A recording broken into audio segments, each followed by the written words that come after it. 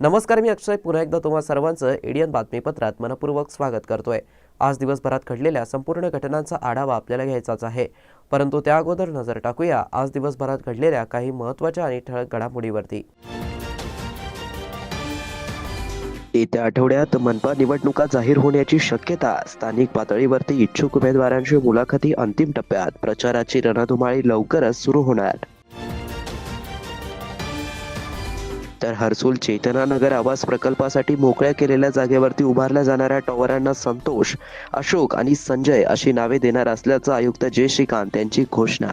आता बघूया सविस्तर बातम्या। येत्या आठवड्यात स्थानिक स्वराज्य संस्थांच्या निवडणुका जाहीर होण्याची शक्यता वर्तवण्यात येत आहे। त्या अनुषंगाने स्थानिक पातळीवरती विविध पक्षांच्या वतीने इच्छुक उमेदवारांच्या मुलाखती अंतिम टप्प्यात आल्या असून इच्छुकांकडून प्रभागात विविध प्रकारे प्रचाराची सुरुवात करण्यात येत असल्याचं दिसून येत आहे। छत्रपती संभाजीनगर महानगरपालिकेची सार्वत्रिक निवडणुका गेल्या दशकानंतर पार पडत आहे। त्यामुळे गेल्या अनेक वर्षांपासून आपल्या वॉर्डात समाजसेवा मार्गात नागरिकांचा समस्या अडचणी सोडवण्याच्या माध्यमातून नगरसेवकांची तयारी करणाऱ्या कार्यकर्त्यांना खऱ्या अर्थाने लोकप्रतिनिधी म्हणून मनपावरती निवडून जाण्याची संधी मिळत आहे। येत्या आठवड्यात यात स्थानिक स्वराज्य संस्थांच्या निवडणुका जाहीर होण्याची शक्यता वर्तवण्यात येत आहे। त्या अनुषंगाने स्थानिक पातळीवरती विविध पक्षांच्या वतीने इच्छुक उमेदवारांच्या मुलाखती अंतिम टप्प्यात आल्या असून इच्छुकांच्या प्रभागात विविध प्रकारे प्रचाराची सुरुवात करण्यात आल्याचं दिसून येत आहे।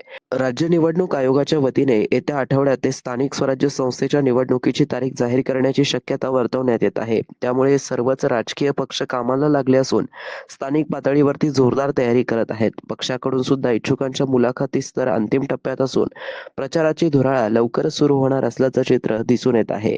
छत्रपती संभाजीनगर महानगरपालिका निवडणूक महायुतीच्या माध्यमातून निवडून येणार असल्याची माहिती खासदार संदीपान भुमरे यांनी केलेल्या राज्यस्तर निर्णय झाला असून याबाबत लवकरच घोषणा होणार असल्याचंही त्यांनी माध्यमांशी बोलताना सांगितलंय। माननीय एकनाथ शिंदे साहेब महाराष्ट्राचे उपमुख्यमंत्री यांच्या आदेशाने आज शिवसैनिकाला जे काही इच्छुक उमेदवार यांना फॉर्म वाटप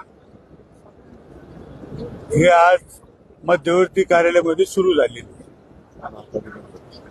आपल्याला कल्पना आहे महानगरपालिकेची निवडणूक आहे आणि आता कोणत्याही क्षणी निवडणुका लागू शकतात आणि जे काही इच्छुक उमेदवार असतील त्यांचे आज फॉर्म भरून घेण्याची तयारी सुरू झाली। मला एक सांगायचं आहे की आता माननीय एकनाथ शिंदे साहेब आणि रवींद्र चव्हाण साहेब भाजपचे प्रदेशाध्यक्ष यांच्यात काय चर्चा झाली हे तेच सांगू शकतात, पण मी आपल्याला एक सांगतो की ज्या काही महानगरपालिका आहे ह्या सगळ्या महायुती म्हणून लढवल्या जातील असं मला वाद विकला का पक्षात? आमचा कुठला वाद नव्हता आणि वाद राहणार। आमचा कुठलाही वाद पक्षात नव्हता। नाही असं काहीच नाही। उरकाला आहेच काय? उरकाला काय? उरकाला ही प्रोसेस आहे, 2 दिवस चालणार। त्याच्यामुळे असं काही नाही केलं की 5 मिनिटात एखादा कार्यक्रम तो उरकला तो संपला कार्यक्रम। ही प्रोसेस आहे, ही 2 दिवस चालणार आहे। कारण तुम्ही गर्दी पाहिली असत, कारण याच्यात असं काहीच नाही की हे आला ते सुरू केलं, असं काहीच नाही। हे काही एखादं उद्घाटन थोडं ते नारळ फोडलं आणि कार्यक्रम संपला। आता हे 2 दिवस प्रोसेस, आता अनेक दिवस प्रोसेस चालू राहणार। साधारणतः किती इच्छुक असतील असं तुमच्याकडे वाटतं? आता तुम्ही बघा आज फॉर्म वाटप म्हणजे एकनाथ शिंदे साहेब यांच्या आदेशानं आज फॉर्म वाटप सुरू आहे उमेदवारीचं। आपण बघितलं असं अजून सुरुवात व्हायची, अजून सुरुवात झाली नाही, सुरुवात व्हायची। तर तुम्हाला म्हणतो हे पूर्ण पॅन्डल भरलेला आहे। फॉर्म भरल्यानंतर काय त्याचे मुलाखत काय काय त्याच्या मुलाखती होत्या, त्याच्या सगळ्या सोमवारी मुलाखती सोमवारी घेतल्या जातील आणि नंतर शेवट एकनाथ शिंदे साहेब जे निर्णय घेतील ते सगळ्याला मान्य आहे. अधिकारी असो वा कर्मचारी, त्याच्या सेवा कार्यकाळातील सर्व महत्त्वाच्या नोंदी या सेवा पुस्तकात ठेवल्या जातात. त्यामुळे अद्ययावत राखणं अत्यंत आवश्यक आहे. त्याबद्दल प्रत्येक कर्मचारी अधिकारी यांनी दक्ष असलं पाहिजे. सेवा पुस्तक हा कर्मचाऱ्यांच्या सेवा काळाचा आरसा असतो, असं प्रतिपादन जिल्हाधिकारी दिलीप स्वामी यांनी आज येथे केलं आहे. जिल्ह्यात दिनांक 19 ते 25 डिसेंबर या कालावधीत सुशासन सप्ताह राबवण्यात येणार आहे. या सप्ताहाच्या पूर्वतयारीचा टप्पा आजपासून सुरू करण्यात आला. त्यात आज सेवा पुस्तक नोंदीचं अद्ययावतीकरण करण्यात आलं. सुशासन सप्ताहात सेवा वितरण सुधारण्यासाठी अर्जांचं निवारण, राज्य पोर्टलवरील सार्वजनिक तक्रारींचं निवारण, CP ग्राम्स पोर्टलवरील तक्रारींचं अनावरण, नागरिकांच्या सनदाचं अद्ययावतीकरण, PG पोर्टल तक्रारींचं निवारण, सर्वोत्तम प्रशासन पद्धतीचा अवलंब असे विशेष टप्पे राबवण्यात येणार आहे. त्या अंतर्गत आज जिल्ह्यात सेवा पुस्तक नोंद अद्ययावतीकरण राबवण्यात आलंय. जिल्हाधिकारी कार्यालयात नियोजन सभागृहात या उपक्रमाचा प्रारंभ जिल्हाधिकारी दिलीप स्वामी यांच्या हस्ते दीप प्रज्वलन करून करण्यात आला.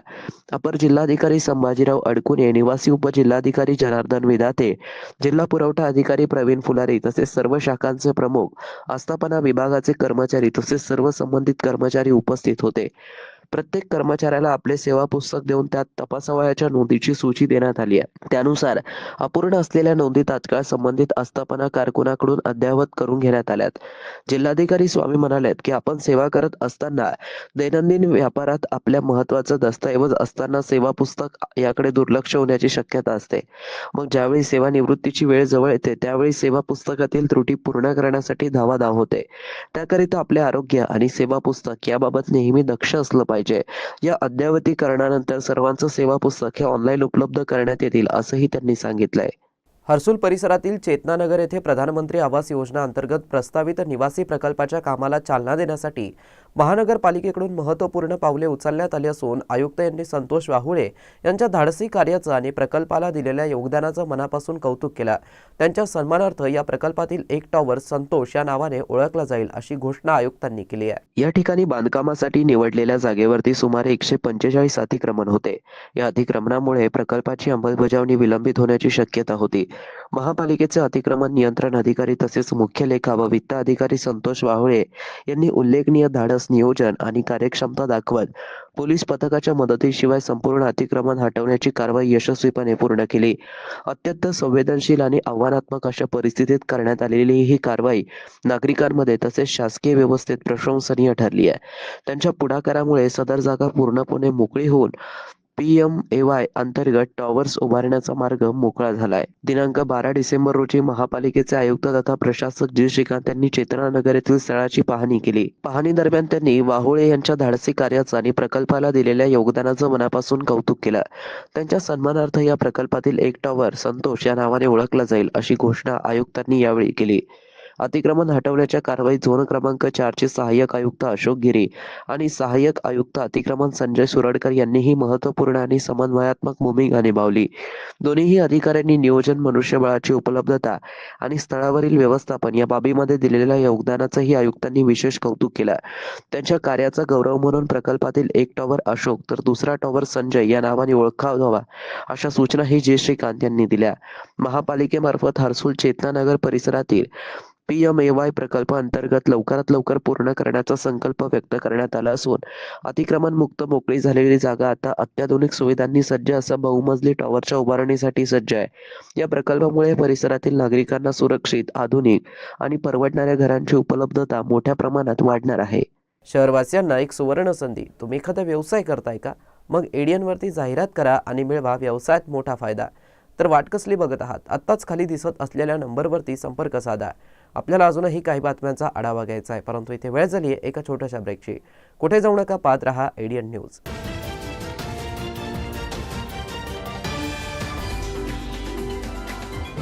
नमस्कार. पोलीस आयुक्त छत्रपती संभाजीनगर व आयुक्त छत्रपती संभाजीनगर महानगरपालिका यांचे करून सर्व नागरिकांना आवाहन करण्यात येते की शासनाच्या आदेश व माननीय न्यायालयाने पतंग उडवण्यासाठी नायलॉन मांजाचा वापर करण्यास प्रतिबंध केला आहे. जो कोणी नायलॉन मांजाचा वापर करेल, तसेच खरेदी व विक्री करेल, स्वतःजवळ बाळगेल, वाहतूक करेल, अशा संबंधितांवर कडक कायदेशीर कारवाई करण्यात येईल. कोणीही नागरिक नमूद सूचनांचे उल्लंघन करताना आढळून आल्यास पोलीस मदत क्रमांक 112, पोलीस नियंत्रण कक्ष क्रमांक 024 0224 0500 अथवा स्थानिक पोलीस स्टेशन येथे संपर्क साधावा. लहान मुले हे पतंग उडताना नायलॉन मांजाचा वापर करणार नाही याकडे पालकांनी लक्ष द्यावे. धन्यवाद.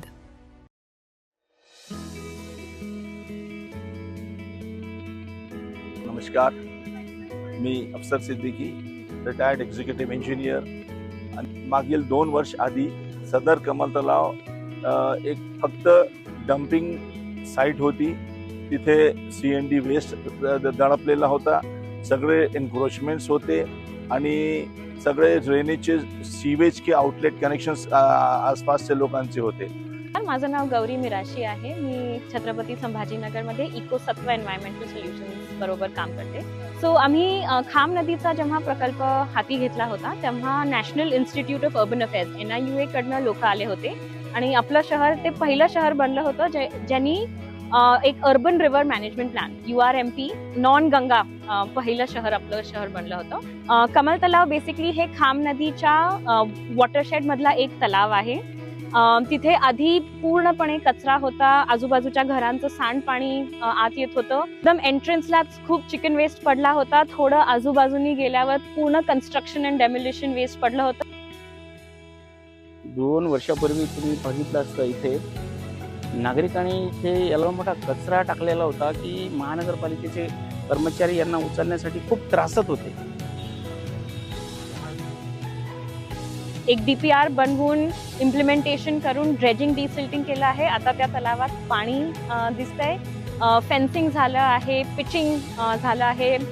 बऱ्याचशा नेटिव्ह देशी प्रजातींची झाडं तिथे लावलेली आहेत. नाव आपण जे पाहत आहे आता 2 वॉटर बॉडीज आपल्याला दिसत आहे. बर्ड्स अट्रॅक्ट होत आहे आणि तिथे लोकांसाठी 1 किलोमीटर लांबीचे पाथवे तयार करण्यात आलेलं आहे.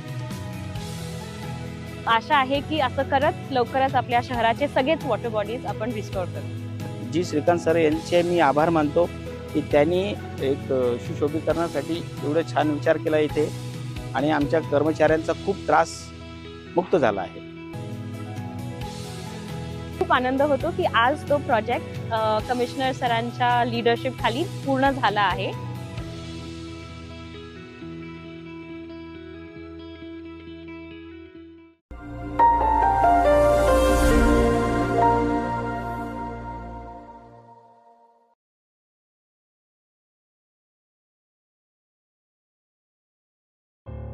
अरे हे पार्सल माझं नाहीये सर. पोलिसांच्याकडे बोलतोय. आता तुला पोलीस स्टेशन यावं लागेल आणि त्यानंतर जेल. मी एक स्कॅमर आहे. आज मी पोलीसवाला बनलोय आणि ही आहे माझी शिकार. मी फोन करून कडक आवाजात केवळ हे म्हणालो की आपल्या मुलाच्या पार्सलमध्ये ड्रग्ज मिळाले. बस एवढ्यानंच ते घाबरले आणि त्यांना केले डिजिटल अरेस्ट. सर असं नका करू प्लीज सर. इथं जेल जा नाही तर पैसे द्या. चांगली आहे ना आयडिया आणि सेटअप. आयडिया वाईट पण आहे आणि जुनी पण. आता इंडियाला माहित आहे की स्कॅम कॉज मध्ये कधी ड्रग्ज कधी किडनॅपिंगच्या खोट्या कहाण्या बनवून पैसे लुटतो. स्कॅमरच्या जुन्या पुराण्या पद्धतीकडे नका देऊ attention. India stop, think and take action. अनेकांच्या मनात स्वप्न असते की देशाची सेवा करायची, परंतु काही लोकच योग्य प्रशिक्षण घेऊन ते वास्तवात पूर्ण करतात. वास्तविक सैनिक बनणे सोपं काम नाही, कारण प्रशिक्षणाच्या मैदानापासून ते युद्धाच्या रणांगणापर्यंत प्रत्येक क्षण संघर्षमय असतो. फक्त जो इमानदार, समजूतदार असेल आणि ज्याची इच्छाशक्ती प्रबळ असेल असाच व्यक्ती या क्षेत्रात टिकू शकतो. प्रत्येक वर्षी अनेक परीक्षार्थ्यांना यश प्राप्त होते. ते फक्त आणि फक्त गरुडचे पकॅडमी. पंख आम्ही देतो, उंच भरारी तुम्ही घ्या.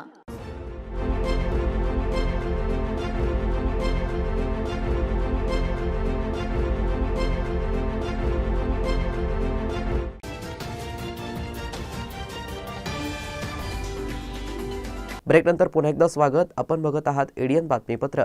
सध्या सुरू असलेल्या थंडीच्या कडाक्यामुळे सर्दी, पडसं, खोकला यासारख्या व्हायरल इन्फेक्शनने प्रमाण वाढू लागलं असून यासाठी महापालिका आरोग्य विभाग सज्ज असल्याची माहिती मनपा आरोग्य वैद्यकीय अधिकारी डॉक्टर पारस मंडलेचा यांनी एडियनसोबत बोलताना दिली आहे.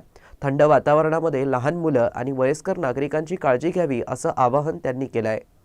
सध्या जो काही विंटरचा सीझन चालू आहे त्या अनुषंगाने व्हायरल फिवरचे सर्दी, खोकला, ताप याचे जे पेशंट आहेत, OPD बेसिसवरचे पेशंट सध्या सर्वच UPSCमध्ये महानगरपालिकेच्या वाढलेले आहेत आणि त्या दृष्टीने आपण सर्व मेडिसिन आपल्या सर्व आरोग्य केंद्रावर उपलब्ध आहे आणि तसेच urban health and wellness centre या ठिकाणी सर्व मेडिसिन आपले उपलब्ध आहे. खोकल्याचं औषध आहे, सिट्रिझिन टॅबलेट, पॅरासिटामॉल, अँटीबायोटिक या सर्व मेडिसिन उपलब्ध असल्या कारणाने जरी पेशंटचा फ्लो या दिवसामध्ये OPD मध्ये जास्त असला तरी जे काही नेसेसरी इन्व्हेस्टिगेशन जे आहेत ते इन्व्हेस्टिगेशन आपण करून घेत आहोत आणि त्याप्रमाणे आपले जे वैद्यकीय अधिकारी आहेत UPSCचे ते त्या ठिकाणी सर्व पेशंटला ट्रीटमेंट करत आहेत. इन जनरल जर बघितलं तर सिरियस फॅटॅलिटी जी आहे तशी सध्या काही परिस्थिती नाही आहे. जे काही व्हायरल फिवर आहे 3 ते 5 दिवस पेशंट सिम्प्टमॅटिक असतो आणि सर्व जनतेला सुद्धा आव्हान आहे की त्यांनी असं जे काही सिम्पटम्स आहेत त्याच्यासाठी मनाने मेडिसिन मेडिकलवरनं घेऊ नये. त्यांनी आपल्याकडे सर्व हेल्थ पोस्टवर डॉक्टर्स उपलब्ध आहेत. तर 43 urban health and wellness centre आणि 40 आपल्या UPSC अशा 83 ठिकाणी आपले डॉक्टर उपलब्ध आहेत. तर त्यांनी त्या UPSCला किंवा अर्बन हेल्थ अँड वेलनेस सेंटरला डॉक्टरांना दाखवूनच ट्रीटमेंट घ्यावी. या थंडीच्या ह्याच्यामध्ये जसं की सर्दी, ताप, खोकला लहान मुलांना फार लवकर होतो, सिनियर सिटीजनला पण याच्यामध्ये काळजी घेणं गरजेचं आहे. तर सर्व पालकांनी लहान मुलांची काळजी, उबदार कपडे, अननेसेसरी कोल्ड एन्व्हायरमेंटमध्ये मुलांना घेऊन जाणं वगैरे ह्या गोष्टी अवॉइड करायला पाहिजे आणि थोडे जर काही सर्दी खोकल्याचे सिम्पटम्स वाटले तर आमचे जे UPSCचे पिडियाट्रिशियन वगैरे आहेत त्यांना दाखवून त्याबद्दलच्या मेडिसिन आपल्याकडे उपलब्ध आहे. तर त्या मेडिसिन त्यांनी घ्यावा तर इमिजिएट ते जे काही रुग्ण आहेत ते बरं होत आहे. छत्रपती संभाजीनगर शहर पोलिसाच्या वतीने शहरामध्ये नायलॉन मांजाचा वापर होऊ नये यासाठी ड्रोनद्वारे गस्त लावली जाणार आहे.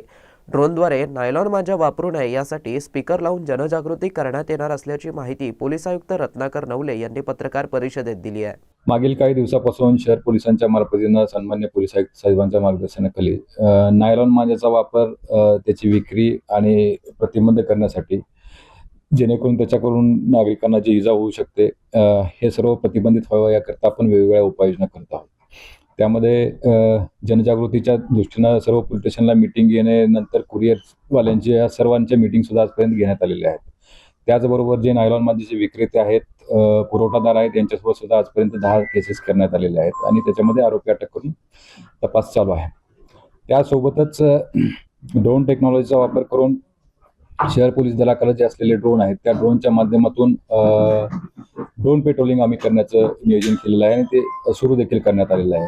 यामध्ये साधारण शहर पोलिसांकडे असलेल्या 8 ड्रोनच्या माध्यमातून त्यासोबत 1 पायलट आणि 1 मदतनीस असे कर्मचारी नेमून ज्या ठिकाणी पतंग उडवले जातात अशा सर्व ठिकाणी पेट्रोलिंग करण्यात येत आहे, जेणेकरून हे मॅक्झिमम पतंग कुठं उडवले जातात, त्यासोबत जे नायलॉन मांजा प्रोन एरिया आहेत किंवा जिथं शक्यता आहे अशा ठिकाणी पतंग ड्रोनचा वापर करून पेट्रोलिंग करण्यात येते, जेणेकरून जे फील्डवरचे पोलीस आहेत त्यांनाही काही आपण त्यातून इनपुट देऊ शकतो आणि अशा ठिकाणी जाऊन प्रत्यक्ष चेकिंग करता येतील. ड्रोनच्या माध्यमातून आपण ऑडिओ सिस्टीम देखील ऑपरेट केलेली आहे.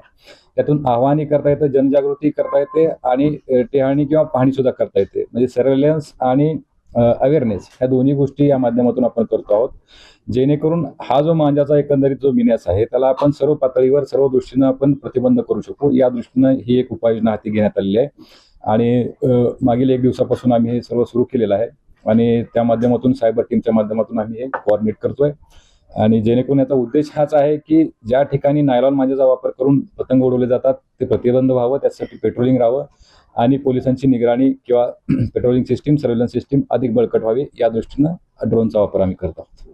छत्रपती संभाजीनगर शहर पोलीस आणि महानगरपालिकेच्या वतीने नायलॉन मांजाच्या विरोधात मोहीम हाती घेण्यात आली असून जर कोणी पतंग उडवण्यासाठी घातक नायलॉन मांजाचा वापर करत असेल तर त्याच्यावरती महापालिकेच्या वतीने देखील कडक कारवाई करण्यात येईल असा इशारा महापालिकेचे प्रशासक तथा आयुक्त जी श्रीकांत यांनी एडियनच्या माध्यमातून दिला आहे.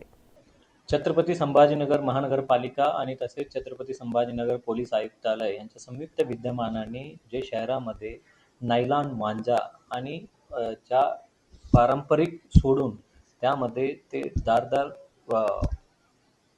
शस्त्र झालेले आहेत आणि त्यामुळे भरपूर लोकांचा जीवही गमावलेला आहे.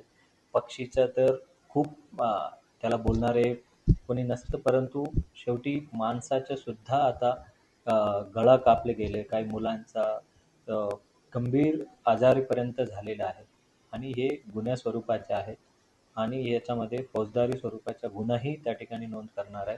वापर करणारा सुद्धा आणि विकणाऱ्यांचा तर ते खूप मोठा गुन्हा आहे. त्यामुळे मी सर्व नागरिकांना आवाहन करतो की या नायलॉन मांजापासून आपण दूर राहायला पाहिजे आणि तुम्हाला माहिती असून सुद्धा जर तुम्ही नजर फिरवलं ते नक्कीच ते कधीतरी तो नायलॉन मांजा परत आपल्या गळ्यामध्ये अडकू शकतो.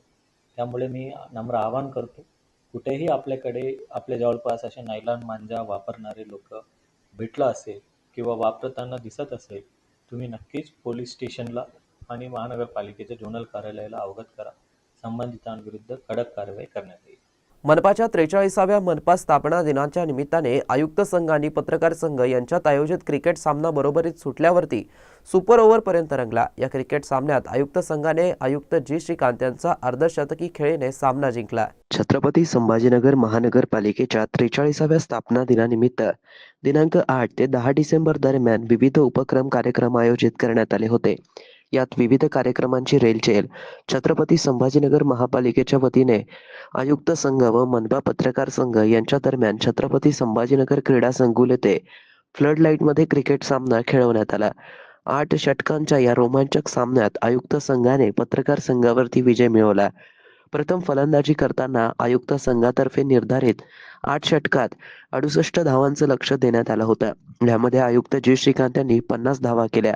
या 68 धावांचा पाठलाग करताना पत्रकार संघाने निर्धारित 8 षटकात 68 धावा केल्यामुळे हा सामना सुपर ओव्हरमध्ये खेळवण्यात आला. या सुपर ओव्हरमध्ये पत्रकार संघाने एकूण 5 धावा केल्या. या रोमांचकारी सुपर ओव्हर सामन्यात आयुक्त यांनी षटकार मारून हा सामना जिंकला. या सामन्यात आयुक्त संघाकडून प्रामुख्याने उपायुक्त अंकुश पांढरे, सहाय्यक आयुक्त अभय प्रामाणिक, वैद्यकीय अधिकारी डॉक्टर पारस मंडलेचा, कार्यकारी अभियंता बाळासाहेब शिरसाट, पत्रकार राजू मस्के, मंदार जोशी आदींचा सहभाग होता. पत्रकार संघाकडून मुजीब देवनीकर, माधव इदबारे, चंद्रशेखर कुलकर्णी, सतीश खरात, मुख्य लेखा व वित्त अधिकारी संतोष वाहुळे, उपायुक्त नंदकिशोर भोंबे यांनी सहभाग घेऊन या सामन्यात आणखीनच रंगत आणली. शेवटी पुन्हा एकदा नजर टाकूया आज दिवसभरात घडलेल्या काही महत्त्वाच्या आणि ठळक घडामोडींवरती. येत्या आठवड्यात मनपा निवडणुका जाहीर होण्याची शक्यता. स्थानिक पातळीवरती इच्छुक उमेदवारांची मुलाखती अंतिम टप्प्यात. प्रचाराची रणधुमाळी लवकरच सुरू होणार. तर हर्सुल चेतनानगर आवास प्रकल्पासाठी मोकळ्या केलेल्या जागेवरती उभारल्या जाणाऱ्या टॉवरांना संतोष, अशोक आणि संजय अशी नावे देणार असल्याचं आयुक्त जे श्रीकांत यांची घोषणा. आणि याबरोबरच हे बातमीपत्र इथे संपलं. पुन्हा भेटूया पुढील बातमीपत्रात. तोपर्यंत पाहत रहा आपल्या हक्काचं बातमीपत्र एडियन न्यूज.